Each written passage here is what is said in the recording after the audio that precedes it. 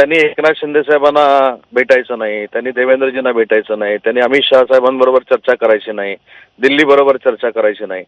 मला असं वाटतं की मी त्यावेळी सांगितलं होतं की राजसाहेब एक स्वाभिमानी नेतृत्व आहे, मनसेचा एक स्वतंत्र विचार आहे आणि या सगळ्या अटी शर्तींना झुगारून आज राजसाहेब ज्यावेळी देवेंद्रजींना भेटतात त्यावेळी त्यांनी एक सिद्ध करून दाखवलेलं आहे की बाबा मी कोणासमोर झुकत नाही आणि माझा जो काही स्वतंत्र विचार आहे तुम्ही कोणाशी भेटू शकतो, कोणाशी बोलू शकतो. आज तसं ते देवेंद्रजींशी बोलतायत आणि भाजपाचे प्रवक्ता जे आहेत केशव उपाध्ये यांनी आताच जाहीर केले ही विकासात्मक भेट आहे.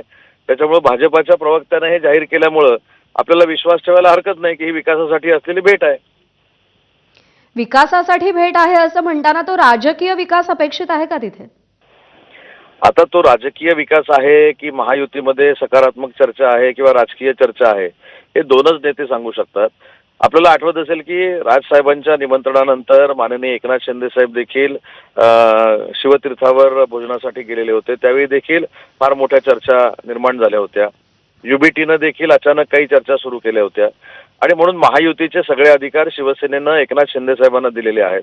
तसे भाजपानं महाराष्ट्रामध्ये देवेंद्रजींना दिलेत. त्याच्यामुळे हे नेते मंडळी जे काही बसून निर्णय घेतील आणि राजसाहेब जर महायुतीच्या दृष्टीनं सकारात्मक चर्चा करायला जर बसले असतील आणि बैठक करत असतील तर ते आनंदाची गोष्ट आहे. विधानसभा निवडणुकीमध्ये फारशी स्वागतार्ह भूमिका शिवसेनेनं मनसेसाठी घेतली नव्हती. अमित ठाकरेंच्या मतदारसंघात जे झालं ते उभ्या महाराष्ट्रानं पाहिलं होतं. महापालिका निवडणुकांच्या पार्श्वभूमीवर जर राज ठाकरेंनी महायुतीसोबत येण्याचा निर्णय घेतला तर शिवसेना खुल्या मनानं स्वागत करणार का? मी सुरुवातीलाच सांगितलं की महायुतीचे किंवा कुठच्या पक्षाच्या बरोबर जायचं, कुठच्या नेत्यांबरोबर चर्चा करायची हे सगळे अधिकार एकनाथ शिंदे साहेबांना आहेत. पण एक मात्र नक्की आहे की विधानसभेला जी काही कटुता थोडीफार निर्माण झालेली होती ती राजकीय होती, वैयक्तिक काय कोणाचा वैरी नसतो किंवा शत्रू नसतो. त्याच्यामुळे मला असं वाटत नाही की महायुतीमध्ये मनसेनं जर यायचा निर्णय घेतला तर ती कुठं आडकाठी होईल.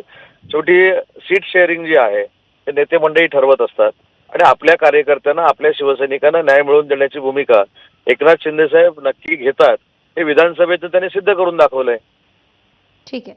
उदय सामंतजी, आभार आपले. आपण सविस्तर प्रतिक्रिया दिलीत एबीपी माझाला त्यासाठी. आणि यानंतर थेट पाहूयात अंबादास दानवेंची प्रतिक्रिया आली आहे.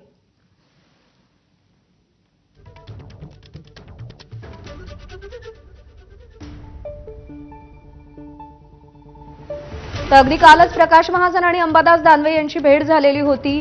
प्रकाश महाजन यांनी जो शड्डू ठोकला होता त्याला अंबादास दानवे यांनी पाठिंबा दिलेला होता आणि आता अंबादास दानवेंची राज ठाकरे आणि देवेंद्र फडणवीसांच्या भेटीवर नेमकी काय प्रतिक्रिया येते पाहूया.